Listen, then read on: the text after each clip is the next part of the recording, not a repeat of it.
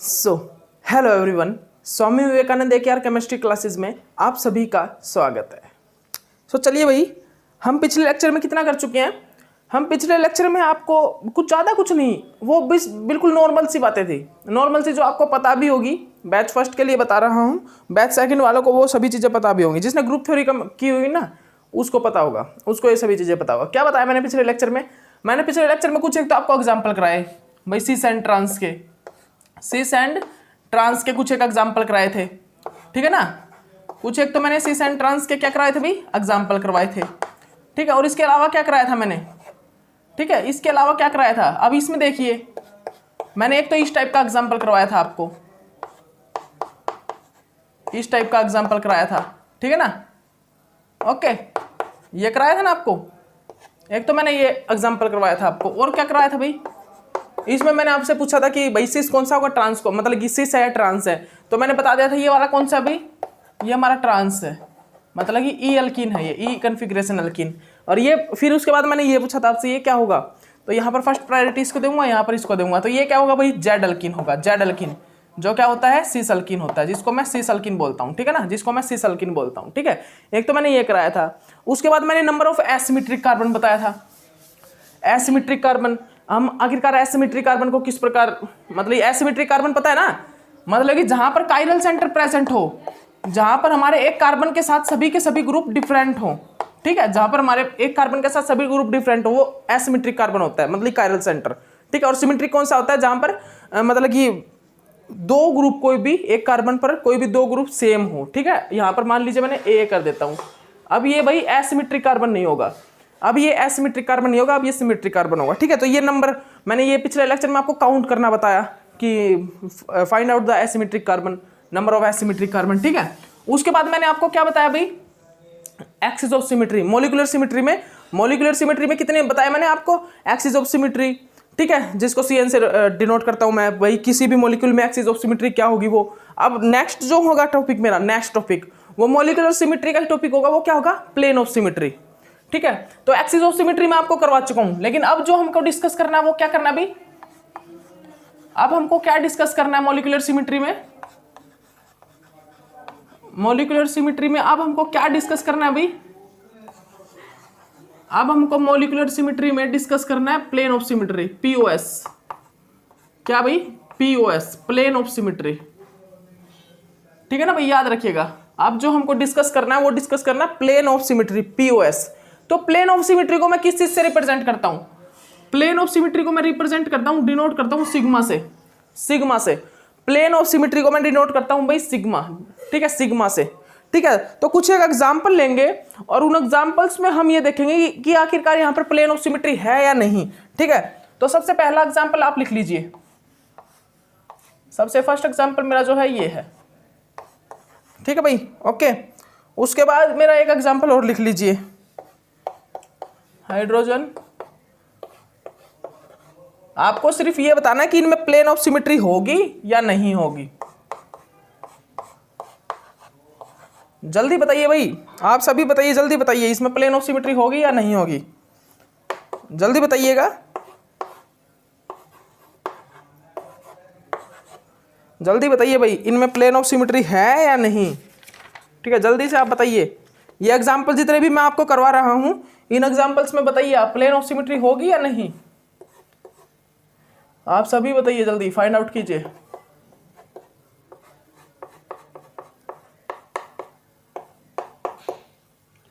कितने कर लिए भाई, सभी बताइए। ये देखिए, ये है हमारा एग्जाम्पल और ये है, ठीक है। तो देखिए, ये हमारे पास एग्जाम्पल्स हैं कुछ। हमको यहाँ पर क्या फाइंड आउट करना है, हमको यहाँ पर फाइंड आउट करना है प्लेन ऑफ सिमेट्री, हमको यहाँ पर क्या फाइंड आउट करना है भाई, plane of symmetry find out करना है। यहाँ पर POS होगा या नहीं होगा, तो फाइंड आउट कर दीजिए भाई। सबसे पहले यहाँ पर देखिए, क्या यहाँ पर मैं अगर इसको इस प्रकार कट आउट करता हूँ, इस प्रकार XY में सिग्मा XY डालता हूँ, तो ये रिफ्लेक्ट हो रहा है, मतलब कि यहाँ पर POS है, यहाँ पर POS होगा भाई, प्लेन ऑफ सिमेट्री यहाँ पर है। यहाँ पर अगर मैं ये वाला प्लेन डाल देता हूँ, ये वाला प्लेन अगर मैं यहाँ पर डाल देता हूँ, ये भी होता है रिफ्लेक्ट, ठीक है। तो यहाँ पर भी POS है, ठीक है, यहाँ पर भी POS है। और अगर यहाँ पर मैं प्लेन डाल देता हूँ ये वाला, तो ये भी रिफ्लेक्ट होता है, मतलब कि इसमें भी POS है। लेकिन अगर मैं यहाँ पर डालूंगा यहाँ पर डालूंगा तो यहाँ पर नहीं है भाई, यहाँ पर नहीं है प्लेन ऑफ सिमेट्री, बिकॉज यहाँ पर अबव द प्लेन तो हाइड्रोजन है और यहाँ पर बिलो द प्लेन हाइड्रोजन है, मतलब ये प्लेन ऑफ सिमेट्री कंटेन नहीं करके रखेगा, इसमें प्लेन ऑफ सिमेट्री नहीं होगी। इसमें होगी क्या, इसमें भी होगी POS, इसमें प्लेन ऑफ सिमेट्री होगी, इसमें प्लेन ऑफ सिमेट्री होगी, ठीक है ना भाई। ओके, तो इसको इन पॉइंट्स को अच्छे से याद कर लेना, इन पॉइंट्स को अच्छे से याद कर लेना, ठीक है। प्लेन ऑफ सिमेट्री में हमको क्या करना पड़ता है अभी, POS प्लेन, एक प्लेन डालना पड़ता है, ठीक है ना, एक प्लेन, एक कट करना पड़ता है और कट करके देखना पड़ता है कि बाइसेक्ट होने वाला पार्ट, बाइसेक्ट होने वाला पार्ट देखना पड़ता है कि बाइसेक्ट कौन कौन सा पार्ट हुआ है, क्या क्या बाइसेक्ट हुआ है। तो बाइसेक्ट पार्ट तो रिफ्लेक्ट होगा नहीं, लेकिन जो रिफ्लेक्टिंग पार्ट है वो आपस में रिफ्लेक्ट कर रहा है क्या, रिफ्लेक्टिंग मतलब कि जो रिफ्लेक्टिंग पार्ट है बाइसेक्ट होने के बाद जो left side and right hand side पे जो पार्ट रहा है वो सेम है क्या, अगर वो सेम है, वो आपस में रिफ्लेक्ट कर रहा है, बिल्कुल सेम ग्रुप्स हैं वो, तो क्या होगा, वहाँ पर POS प्रेजेंट होगी, ठीक है। तो वहाँ पर POS प्रेजेंट होगी। उसके बाद और एग्जाम्पल देखिए, उसके बाद और भी एग्जाम्पल देखिए,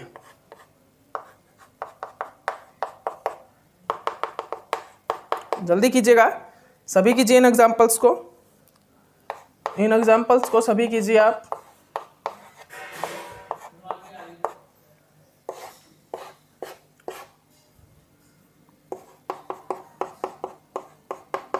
जल्दी कीजिए भाई, आप सभी कीजिए इन एग्जाम्पल्स को, सभी एग्जाम्पल्स को फाइंड आउट कीजिए। यहाँ पर होगा या प्लेन ऑफ सिमेट्री या नहीं होगा, सभी बताइए भाई, यहाँ पर प्लेन ऑफ सिमेट्री होगा या नहीं।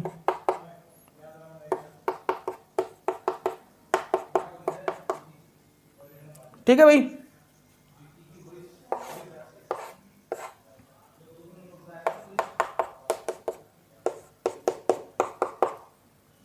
ये देखिए, इसमें बताइए मेरे को, इन एग्जांपल्स में बताइए POS होगा या नहीं होगा, जल्दी बताइए भाई। इस एग्जांपल्स में होगा क्या, नहीं होगा, इसमें POS प्रेजेंट नहीं होगा, इसमें हमारा POS नहीं होगा, इसमें होगा क्या, इसमें भी नहीं होगा, इसमें भी हमारा जो POS है वो नहीं होगा, इसमें भी POS नहीं होगा। इसमें होगा क्या, इसमें अगर मैं यहाँ से इनको बाइसेक्ट करके इनको रिफ्लेक्ट कराता हूँ तो होगा, बिल्कुल होगा, यहाँ पर POS होगा, यहाँ पर जो POS है वो होगा। यहाँ पर होगा क्या, यहाँ पर भी POS होगा, ठीक है, यहाँ पर भी होगा। यहाँ पर होगा क्या, यहाँ पर POS नहीं होगा, यहाँ पर POS नहीं होगा।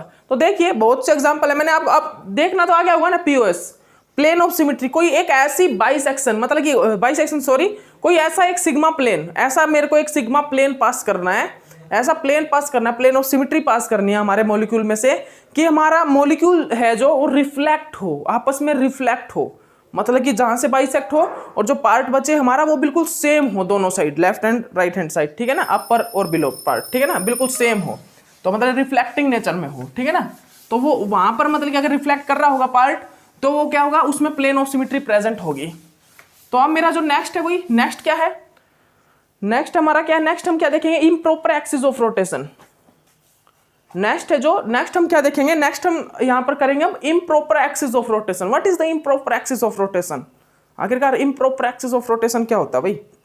तो देखिएगा, improper axis of rotation mixture है, ये एक मिक्सचर है किस चीज का, एक्सिस ऑफ रोटेशन और प्लेन ऑफ सिमेट्री का। यहां पर प्लेन ऑफ सिमेट्री का यूज कहां पर हो रहा है और एक्सिस ऑफ सिमेट्री का यूज कहां पर हो रहा है। देखिएगा, जो यहां पर SN होता है ना, SN को हम बोलते हैं इम्प्रॉपर एक्सिस ऑफ रोटेशन, और इस ये किस चीज से बना होता है भाई, ये बना होता है CN और परपेंडिकुलर सिग्मा। अगर हमारी जो भी प्रिंसिपल एक्सिस प्रेजेंट है किसी भी मॉलिक्यूल में, किसी भी मॉलिक्यूल में कौन सी मतलब कि प्रिंसिपल एक्सिस है या कौन सी क्या प्रिंसिपल एक्सिस है, अगर कुछ भी कोई भी एक्सिस, एक ऐसी एक्सिस जिसको रोटेट करने के बाद, और अगर उस मतलब रोटेट करूं, पहले मैं एक्सिस ऑफ रोटेशन लगाऊं उस पे, उसके बाद मैं सिग्मा H लगाऊं, अगर उसको मैं सिग्मा H लगाऊं, वहां पर अगर मैं कौन सा लगाऊं, सिग्मा H, जिसको मैं हॉरिजॉन्टल प्लेन बोलता हूं। वर्टिकल प्लेन तो कौन सा होता है, सिग्मा V, और सिग्मा H कौन सा होता है, हॉरिजॉन्टल प्लेन, और जो हमारा डाइहेड्रल प्लेन होता है उसको बोलता हूं मैं सिग्मा D, ठीक है ना। लेकिन और हॉरिजॉन्टल प्लेन में क्या होता है, हॉरिजॉन्टल प्लेन में जहां से प्लेन हम पास कर रहे होंगे वहां पर सभी की सभी जो हमारी एटम्स हैं वो बाइसेक्ट हो जाएंगे। जहां से मैं ये एक प्रकार से इसको मैं मोलिकुलर प्लेन बोलता हूँ। मोलिकुलर प्लेन, जो प्लेन सभी के सभी एटम को बाइसेक्ट कर देता है और आपस में सभी को रिफ्लेक्ट, मतलब जहां से प्लेन पास आउट हुआ ना उन सभी स्पीसीज को ये कट आउट कर देगा, कट कर देगा, ठीक है ना। तो एक ऐसी सिमिट्री, एक ऐसा सिमिट्री एलिमेंट जहां पर एक्सिस ऑफ सिमिट्री लगाएं, और एक्सिस ऑफ सिमिट्री लगाने के बाद अगर मैं वहां पर सिग्मा एच लगाता हूं, और सिग्मा एच लगाने के बाद जो मेरा प्रोडक्ट आता है वो प्रोडक्ट इनिशियल प्रोडक्ट के साथ मैच करे। क्या भाई, ये मान लीजिए मेरा ए है, ठीक है, और इस ए पे मैंने क्या अप्लाई किया, पहले मैंने इसमें अप्लाई किया C2, ठीक है, C2 अप्लाई किया, और C2 अप्लाई करने के बाद मैंने क्या देखा, मान लीजिए, एक मिनट रुकिएगा, ये मेरा क्या है, B है, यहाँ पर C2 अप्लाई किया। C2 अप्लाई करने के बाद मैंने यहाँ पर सिग्मा परपेंडिकुलर अप्लाई किया, ठीक है, जिसको मैं सिग्मा एच बोलता हूँ, ठीक है ना, सिग्मा परपेंडिकुलर, ठीक है ना, ये परपेंडिकुलर लगा दीजिए, ठीक है। तो यहाँ पर क्या बना भाई, B बना। तो ये मेरा जो इनिशियल A होगा और जो ये मेरा सेकंड है फाइनल B, ये आपस में सेम है। अगर इस टाइप का हमारे पास आया कुछ भी, मतलब कि इस टाइप का अगर हमारे पास सिमेट्री एलिमेंट लगने के बाद प्रोडक्ट आया, इट मींस वहां पर क्या प्रेजेंट है, इम्प्रॉपर एक्सिस ऑफ रोटेशन। तो हमें यही देखना है कि इम्प्रॉपर एक्सिस ऑफ रोटेशन, और n की वैल्यू यहां पर सेम होगी। n की वैल्यू अगर यहां पर भाई C3 एक्सिस लगी है, अगर यहां पर C3 एक्सिस ऑफ रोटेशन लगा है तो Sn क्या होगा भाई, S3 होगा, वहां पर S3 प्रेजेंट होगा, वहां पर S3 प्रेजेंट होगा। तो अब हमें यही देखना है। चलिए अब हम यहां पर इसी चीज को डिस्कस करते हैं। अब हम यहां पर इसी चीज को डिस्कस करते हैं भाई, वो क्या है देखिएगा, वो क्या है वो देखिएगा। तो सबसे पहले हम इम्प्रॉपर एक्सिस ऑफ रोटेशन में क्या देख रहे हैं, ठीक है भाई, इसको generally alternative axis of symmetry बोलते हैं, अल्टरनेटिव एक्सिस ऑफ सिमेट्री, ठीक है, एक प्रकार से अल्टरनेट एक्सिस ऑफ सिमेट्री का अल्टरनेट, ठीक है, अल्टरनेटिव एक्सिस ऑफ सिमेट्री। तो इसको हम अब हम स्टडी क्या कर रहे हैं भाई, improper axis of rotation, improper axis of rotation, improper axis of rotation. तो इम्प्रॉपर एक्सिस ऑफ रोटेशन को मैं किस चीज से रिप्रेजेंट करता हूं भाई, मैं इसको डिनोट करता हूं Sn से, Sn, और Sn इज इक्वल टू क्या होता है, Sn is equal to C, मतलब Cn परपेंडिकुलर सिग्मा, ये होता है, ठीक है। तो मैंने एक एग्जांपल ले लिया भाई, और वो एग्जांपल क्या है, वो एग्जांपल लिखिएगा आप सभी, वो एग्जांपल आप सभी लिखिएगा, और इसमें मेरे को आप ये सभी बताइए कि यहां पर कौन सा improper axis of rotation present होगा।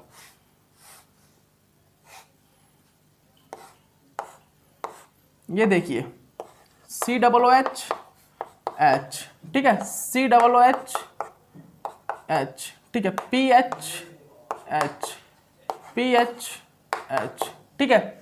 ये मेरे पास एक एग्जांपल है भाई। अब इसमें मेरे को क्या देखना है, इसमें मुझे ये चेक करना है कि यहाँ पर इम्प्रॉपर एक्सिस ऑफ रोटेशन, कौन सा इम्प्रॉपर एक्सिस ऑफ रोटेशन यहाँ पर प्रेजेंट होगा, ये बताइए आप मेरे को, जल्दी बताइएगा।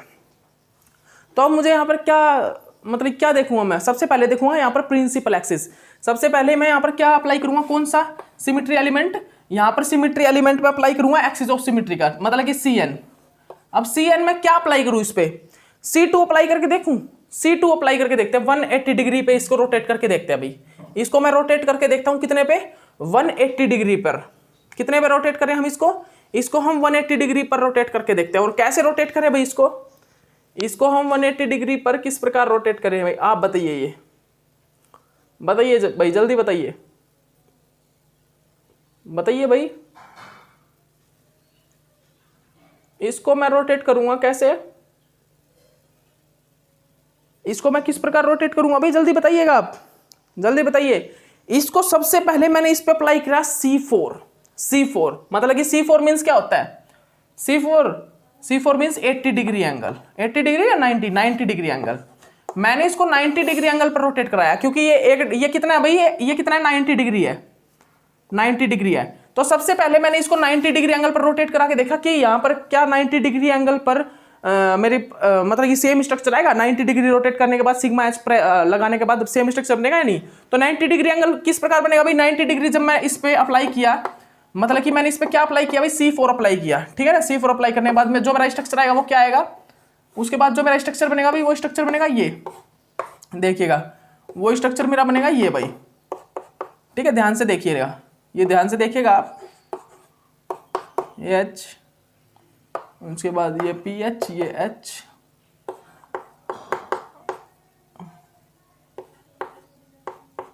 ठीक है ना, ये स्ट्रक्चर। अब यहां पर आप सिग्मा एच लगा दीजिए, सिग्मा एच। यहां पर अगर मैं सिग्मा एच लगाऊंगा तो क्या बनेगा मेरा, अगर मैंने यहां पर सिग्मा एच लगा दिया, सिग्मा एच कैसे लगेगा भाई, सिग्मा एच लगा दीजिए, ये नीचे से एक परपेंडिकुलर प्लेन लगा दीजिए। तो परपेंडिकुलर प्लेन होगा तो क्या होगा, नीचे वाले ऊपर हो जाएंगे, ये नीचे वाले जो ग्रुप है ये ऊपर हो जाएंगे और ऊपर वाले नीचे आ जाएंगे, ठीक है ना। तो क्या बनेगा मेरा क्या बन के आ जाएगा भाई, ये देखिए, ये जो नीचे वाले जितने भी ग्रुप है ये आ जाएंगे ऊपर, ठीक है। ये आ गया पीएच, और यहां पर ये आ गया हाइड्रोजन, और यहां पर आ गया भाई ये पीएच, नहीं एच, सॉरी एच आएगा, यहां पर आएगा COOH, ठीक है ना। और यहां पर क्या आएगा भाई, एच आएगा, ठीक है ना। पीएच आ गया, और यहाँ पर ये COOH आ गया, यहाँ पर एच आ गया, और यहाँ पर ये एच आ गया, ठीक है। तो यहाँ पर क्या आ जाएगा भाई एच, यहाँ पर एच, और यहाँ पर क्या चला जाएगा भाई, यहाँ पर चला जाएगा पीएच, और यहाँ पर COOH। अब देखिए क्या ये स्ट्रक्चर और ये स्ट्रक्चर सेम है, नहीं है भाई, नहीं है, बिल्कुल भी सेम नहीं है। बिकॉज यहाँ पर देखिए ये COOH जो है इस प्लेन में है, इस प्लेन में, लेकिन इस यहाँ पर किस में, इस प्लेन में है, ठीक है, इस प्लेन में है, ठीक है ना। ओके, यहाँ पर तो क्या है भाई, यहाँ पर तो इस प्लेन में प्रेजेंट है, और यहाँ पर इस प्लेन में प्रेजेंट है, मतलब कि यहाँ पर किस में है भाई, इस प्लेन में प्रेजेंट है, और यहाँ पर इस प्लेन में प्रेजेंट है COOH। मतलब कि यहाँ पर C4, मतलब S4 तो यहाँ पर नहीं होगा, S4 तो यहाँ पर नहीं होगा। बिल्कुल सेम स्ट्रक्चर होना चाहिए, पोजीशन भी सेम होनी चाहिए। जैसे कि अगर मैं इनको पोजीशन का नाम दूं A B C D, ठीक है। अब यहाँ पर देखिए A पे मतलब कि क्या है PH, और यहाँ पर C पे क्या है PH, और यहाँ पर देखिए अब यहाँ पर भाई D पे आ गया, और किस पे आ गया, B पे आ गया, और किस पे आ गया, B पे आ गया। यहाँ पर चेंज होगा भाई, यहाँ पे तो किस में था, C एंड A पे था, लेकिन यहाँ पर D एंड B पे आ गया PH, ठीक है। तो ये बिल्कुल सेम होना चाहिए भाई, एक ऐसा ऑपरेशन लगाइए जिससे मेरा बिल्कुल सेम स्ट्रक्चर आए। तो मैंने यहाँ पे अप्लाई कर दिया C2, मैंने यहाँ पे अप्लाई कर दिया भाई C2 अप्लाई कर दिया, मतलब कि 180 डिग्री एंगल, मैंने 180 डिग्री एंगल पर इसको रोटेट करा दिया। मैंने मतलब मान लीजिए मैंने इसमें वाई एक्सिस के थ्रू मैंने इस प्रकार वाई एक्सिस रोटेट करा के इस प्रकार रोटेट कर दिया इसको। तो क्या बनेगा मेरा क्या स्ट्रक्चर बन के आएगा भाई, ये देखिएगा मेरा क्या स्ट्रक्चर बन के आएगा, देखिएगा ध्यान से, मेरा स्ट्रक्चर क्या बन के आएगा भाई, ये COOH, ये H, और ये मेरा COOH। एक मिनट देखिएगा, एक मिनट रुकिएगा, सभी देखिएगा इस स्ट्रक्चर को अच्छे से। और ये क्या होगा भाई, यहाँ पर ये PH, ये H, और ये क्या आ जाएगा H, ये H, और ये PH, ठीक है ना। ओके, तो ये कर दिया मैंने, ये कर दिया मैंने, अप्लाई किया कौन सा, वाई एक्सिस से अप्लाई किया मैंने, वाई एक्सिस अप्लाई किया। अब अगर मैं क्या करूं, अब अगर हम क्या करेंगे भाई, अब अगर मैं यहां पर क्या करूं, अब मैं यहां पर सिग्मा एच अप्लाई कर दूंगा, सिग्मा एच। तो क्या मेरा बिल्कुल सेम स्ट्रक्चर निकल के आएगा, क्या मेरा बिल्कुल सेम स्ट्रक्चर बन के आएगा भाई। देखिए यहां पर क्या हो रहा है, बिल्कुल सेम स्ट्रक्चर तो नहीं आ रहा भाई, बिल्कुल इसके जैसा स्ट्रक्चर तो नहीं आ रहा। क्यों नहीं आ रहा, आप देख सकते हैं, एक मिनट रुकिएगा, हाँ बिल्कुल नहीं आ रहा भाई। वाई एक्सिस से तो बिल्कुल सेम स्ट्रक्चर नहीं आएगा, ये वाला वाई एक्सिस से तो बिल्कुल सेम स्ट्रक्चर नहीं आएगा, बिकॉज यहाँ पर COOH नीचे, मतलब नीचे की तरफ है, यहाँ पर COOH ऊपर हो गया, मतलब कि वाई एक्सिस प्लेन भी मेरा अप्लाई नहीं होगा, होगा तो C2 ही, लेकिन वाई एक्सिस पर रोटेट नहीं कराऊंगा, वाई एक्सिस पे मैं रोटेट नहीं कराऊंगा इसको। मैं किस पे रोटेट कराऊंगा, मैं इसको Z एक्सिस पे रोटेट कराऊंगा, मैं इसको रोटेट कराऊंगा Z एक्सिस पे, मैं इसको भाई Z एक्सिस से रोटेट करूंगा। मतलब कि यहाँ पर एक्सिस जो होती है ना, एक्सिस पे डिपेंड करता है कि मैं Z एक्सिस अप्लाई करूं, X एक्सिस करूं या Y एक्सिस करूं। तो जब मैंने X और Y एक्सिस पे ये रोटेट करवाया 180 डिग्री, तो मेरा सेम स्ट्रक्चर नहीं आ रहा था। लेकिन मैंने जब इस पे कौन सा मतलब कि CZ लगाया, C2Z, मैंने यहाँ पर C2Z अप्लाई किया, C2Z। तो C2Z पे क्या बना भाई स्ट्रक्चर, C2Z पे मैंने क्या किया, C2Z पे मैंने अप्लाई कर दिया भाई C2Z में क्या होगा, यहाँ पर जो सिमेट्री होगी ना ये अप्लाई होगा, और तो कुछ नहीं है ना यहाँ पर, बस और तो कुछ नहीं है, बस ये अप्लाई कर दीजिए। ये क्या होगा भाई, यहाँ पर ये कहाँ पर चला गया, और COOH, और क्या हुआ भाई, ये यहाँ पर आ गया PH H, और क्या होगा भाई ये PH, और ये एक मिनट रुकिएगा, ये H, ये PH, और क्या होगा भाई COOH, और ये H। अब मैं यहाँ पर क्या करूँगा, भाई सिग्मा प्लेन अप्लाई कर दूंगा, सिग्मा प्लेन। अब मैं यहाँ पर क्या करूँगा भाई, मैं यहाँ पर सिग्मा प्लेन अप्लाई कर दूंगा। अब सिग्मा प्लेन में क्या होगा, सिग्मा प्लेन में क्या होगा भाई, और यहाँ पर जो सिग्मा प्लेन है उसमें क्या होगा बताइए आप, सिग्मा प्लेन में क्या होगा, बिल्कुल आप अगर अप्लाई कर रहे हैं यहाँ पर सिग्मा एच लगा रहे हैं, अब यहाँ पर मैंने क्या लगाया भाई, मैंने सिग्मा एच लगाया। अब क्या बना स्ट्रक्चर मेरा स्ट्रक्चर बन गया भाई, ये देखिएगा ध्यान से, मेरा स्ट्रक्चर बन के आ गया भाई ये बिल्कुल सेम, ये एच, ये पी एच, ये हमारा एच, ये मेरा सी डबल एच, बिकॉज नीचे वाले सभी ऊपर चले जाएंगे, ऊपर वाले नीचे आ जाएंगे। ठीक है, सिग्मा एच अप्लाई किया ना, सो सिग्मा एच ये नीचे से सिग्मा एच अप्लाई होगा, तो ये जितने भी नीचे वाले ग्रुप हैं ये ऊपर की तरफ दिखाई देंगे, और इसके पीछे जो ग्रुप है वो पीछे की तरफ दिखाई देंगे। ठीक है, तो वो नीचे आ जाएंगे। अब ये स्ट्रक्चर और ये स्ट्रक्चर मैच कीजिए, बिल्कुल सेम है, बिल्कुल सेम है। मतलब कि यहाँ पर क्या प्रेजेंट है भाई, यहाँ पर प्रेजेंट है C2 sigma H, C2 sigma H present है। C2 सिग्मा एच किसके इक्वल होता है, H2 के इक्वल, और H2 किसके इक्वल होता है, I के इक्वल।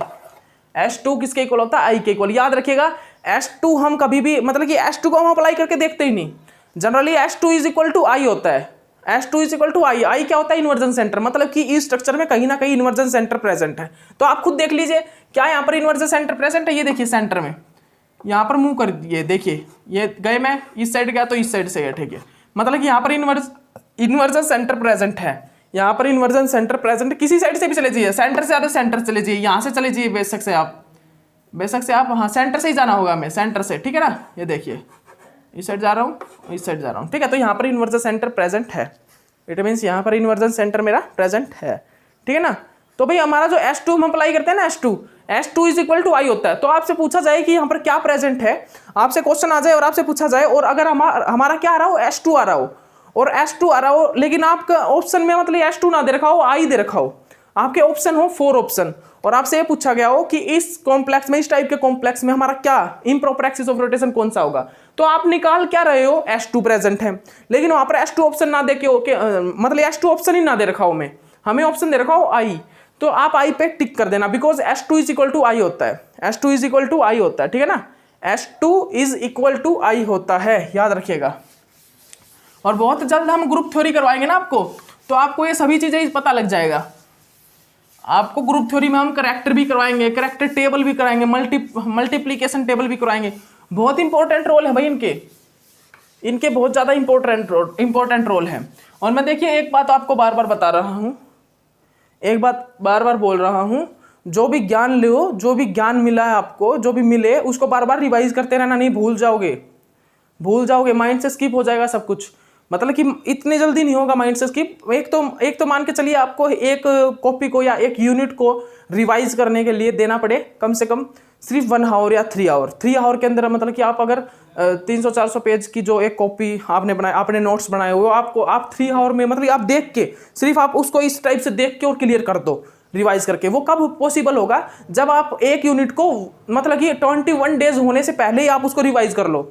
मतलब कि बात साफ है भाई, 21 डेज तक आपकी मेमोरी में वो मतलब वो चीज़ें बनी रहती हैं जो आप स्टडी करते हो। 21 डेज तक आपके मेमोरी में रहेगी वो चीज़ें। 21 डेज के बाद वो धीरे धीरे स्किप होना स्टार्ट हो जाएगा। जो आप नया स्टडी करोगे वो तो आपके माइंड में रहेगा, लेकिन जो पीछे आपने स्टडी किया वो धीरे धीरे स्किप होना स्टार्ट हो जाएगा। तो इसीलिए बोल रहा हूँ 21 डेज के अंदर, 21 डेज भी नहीं, 15 डेज के अंदर ही, 2 हफ्ते 2 वीक्स के अंदर ही, मतलब कि 14 डेज के अंदर या 15 डेज के अंदर आप जो आपने पीछे यूनिट किए हैं उनमें आप एक संडे निकालो, और उस संडे को सिर्फ कुछ मत करना, उस संडे में कुछ करना। एक संडे को तो आप प्रैक्टिस करना क्वेश्चंस की, और एक संडे जो आए उसमें रिवाइज करना उन यूनिट्स को जो आप पीछे कर चुके हो। Revision is most important of all competitive exams. ठीक है, रिवीजन जो है वो सबसे ज्यादा इंपॉर्टेंट है भाई हर एक कॉम्पिटिटिव एग्जाम के लिए। किसी से भी पूछ लेना। आज हम भी कोचिंग दे रहे हैं तो हमको भी बार बार रिवाइज करनी पड़ती है। ठीक है, अगर मतलब हम हमारी प्रैक्टिस है भाई, हमारी प्रैक्टिस है, रिवाइज करके हमने प्रैक्टिस की हुई है। ठीक है, जब आपको मतलब कि हम अब बिना देखे मतलब कि कुछ एक चीज़ें हमको देखनी पड़ती हैं। ठीक है, कुछ एग्जांपल्स आपको कराने के लिए देखने पड़ते हैं हमको कि किस टाइप का एग्जांपल ले यहाँ पर, इस कंडीशन के लिए इस कंडीशन पर कौन सा एग्जांपल अप्लाई होगा। ठीक है, ये चीज़ें हमको देखनी होती हैं। ठीक है, लेकिन हमको मतलब कि जो कंसेप्ट हैं, जो पॉइंट है वो हमको माइंड में मतलब कि क्लियर है। हमको कंसेप्ट जो है वो माइंड में क्लियर क्यों, बार बार रिवाइज होने के कारण और कंसेप्ट को अच्छे से समझने के कारण। तो इसीलिए मैं आपको बार बार बोलता हूँ कि कंसेप्ट को अच्छे से समझिए, पॉइंट को अच्छे से समझिए। अगर आपको कुछ लाइफ में अचीव करना है, अच्छा प्रोफेसर या टीचिंग लाइन में आपको जाना है, तो उसके लिए अच्छी बात, जरूरी बात यही है कि आप पॉइंट को और कंसेप्ट को अच्छे से समझिए। और अगर आपको इंडस्ट्री फील्ड में जाना है, इंडस्ट्री फील्ड में केमिकल में तो 2 यूनिट 50 यूनिट है, भंडार है हमारे पास। लेकिन ऑर्गेनिक केमिस्ट्री वाले बोल रहा हूँ, वो सिर्फ एनएमआर केमिस्ट्री मतलब स्पेक्ट्रोस्कोपी, जो हमारी स्पेक्ट्रोस्कोपी होती है उसको, और जो हमारा नेम रिएक्शन होता है उसको, वो कर ले। क्योंकि आपसे इंडस्ट्री में जो भी आपके सामने एचओडी आएगा या एचआर आएगा, एचआर तो जनरली क्या होगा, एचआर तो कुछ ज़्यादा कुछ नहीं, लेकिन वो तो एक बार का इंटरव्यू लेगा, लेकिन केमिस्ट्री का कोई, केमिस्ट्री फील्ड से रिलेटेड आपके सामने अगर कोई आएगा सामने, कोई भी मतलब एचओडी डिपार्टमेंट का आ रहा है या कोई भी आपका इंटरव्यू ले रहा है, इंटरव्यूअर है जो, वो क्या करेगा, वो केमिस्ट्री से रिलेटेड जो क्वेश्चन पूछेगा वो या तो स्पेक्ट्रोस्कोपी से या फिर वो पूछेगा नेम रिएक्शन से। भाई क्यों पूछेगा वो नेम रिएक्शन से, रिएजेंट केमिस्ट्री से, रिएजेंट नेम रिएक्शन, ठीक है ना, वो मिक्स ही हो जाती है एक प्रकार से, ठीक है ना।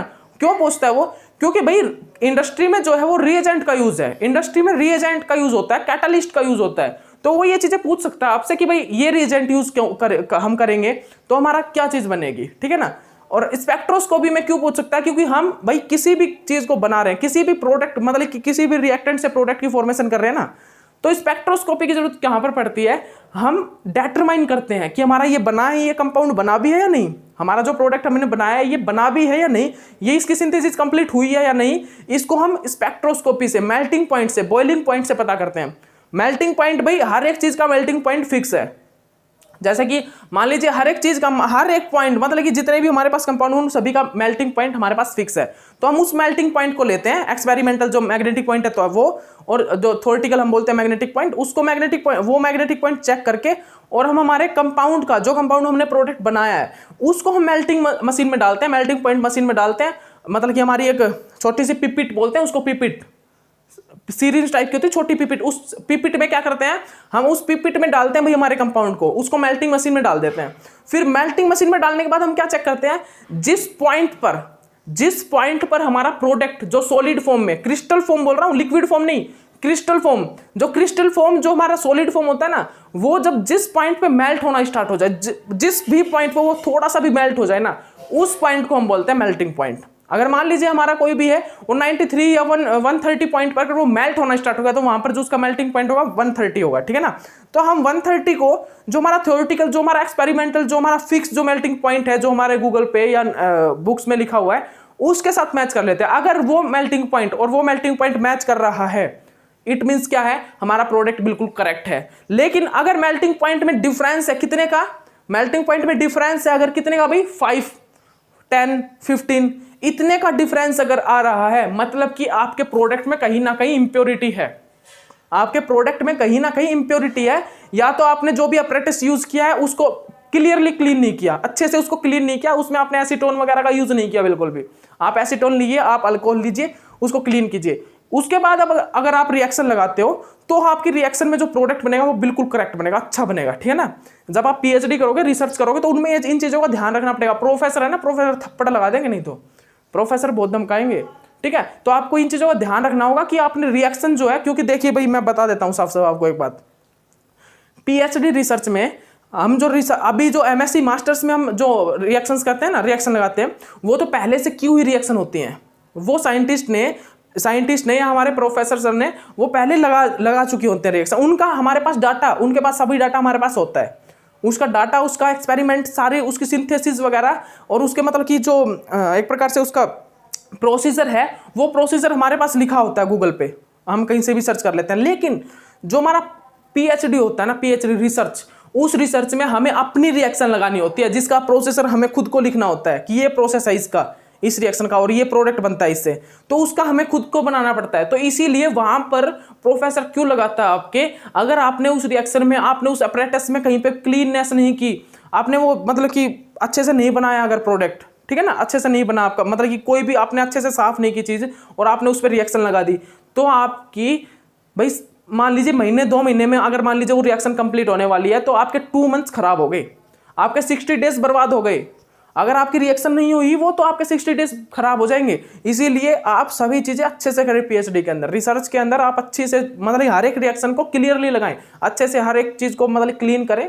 और याद रखना भाई, हमारे प्रोफेसर सर ने बताया था हमको, क्या बताया था कि जो अभी आप volumetric flask, cylindrical flask use करते हो, तो वो यूज हुए हो ना, जो स्क्रैच वाले हो, स्क्रैच जो वॉल्यूमेट्रिक फ्लास्क, सिलेंड्रिकल फ्लास्क को, उनको यूज किया करो। उनका कारण क्या होता है, उनमें अगर आप रिएक्शन लगाओगे ना तो उनमें प्रोडक्ट अच्छा बनेगा, ना कि बिल्कुल प्लेन में। आप न्यू फ्लास्क में अगर रिएक्शन लगाओगे तो वहां पर अच्छे से रिएक्शन नहीं होगी। स्क्रैचेस वालों में अच्छे से, क्योंकि वहां पर प्रोडक्ट जो क्रिस्टल्स होंगे वो जम जाएंगे उस स्क्रैच में और अच्छे से प्रोडक्ट बनता है, ठीक है ना। तो ये चीज़ याद रखना। ये तो थोड़ा प्रैक्टिकली ज्ञान था, ठीक है ना। ओके, ये थोड़ा भाई थोड़ा जरूरी होता है ये भी, ठीक है ना। तो देखिए इम्प्रॉपर एक्सिस ऑफ रोटेशन मैंने आपको करा दिया, इम्प्रॉपर एक्सिस ऑफ रोटेशन, ठीक है ना। अब जो नेक्स्ट मेरा है सेंटर ऑफ सिमिट्री है। नेक्स्ट मेरा क्या भी है, नेक्स्ट मेरा क्या है, सेंटर ऑफ सिमिट्री। तो सेंटर ऑफ सिमिट्री किस में प्रेजेंट होता है, सेंटर ऑफ सिमिट्री मैं किस चीज से रिप्रेजेंट करता हूं भाई, centre of symmetry, centre of symmetry, centre of symmetry मैं रिप्रेजेंट करता हूं आई से, सेंटर ऑफ सिमिट्री मैं रिप्रेजेंट करता हूं आई से। तो भाई सेंटर ऑफ सिमिट्री अभी भी तो मैंने बताया आपको, सेंटर ऑफ सिमिट्री इस टाइप के कॉम्प्लेक्स में, जैसे देखिए मैं बताता हूं आपको ये बताना है कि यहां पर क्या, यहां पर सेंटर ऑफ सिमिट्री प्रेजेंट है या नहीं। ये देखिए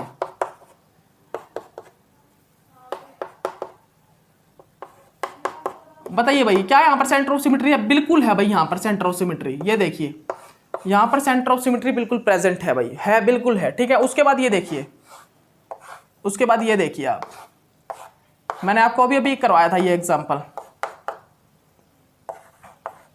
इससे थोड़ा डिफरेंस था, वो इससे थोड़ा सा डिफरेंट था।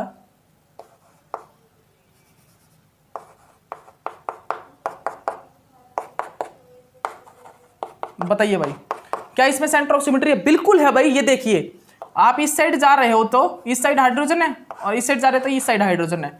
आप इस साइड आ रहे हो तो COOH और आप इस साइड जा रहे हो तो COOH, मतलब कि यहाँ पर सेंटर ऑफ सिमिट्री, मतलब इसमें सेंटर ऑफ सिमिट्री प्रेजेंट होगी, इसमें सेंटर ऑफ सिमिट्री प्रेजेंट होगी। इसमें बताइए भाई क्या इसमें सेंटर ऑफ सिमिट्री होगी या नहीं, इसमें बताइए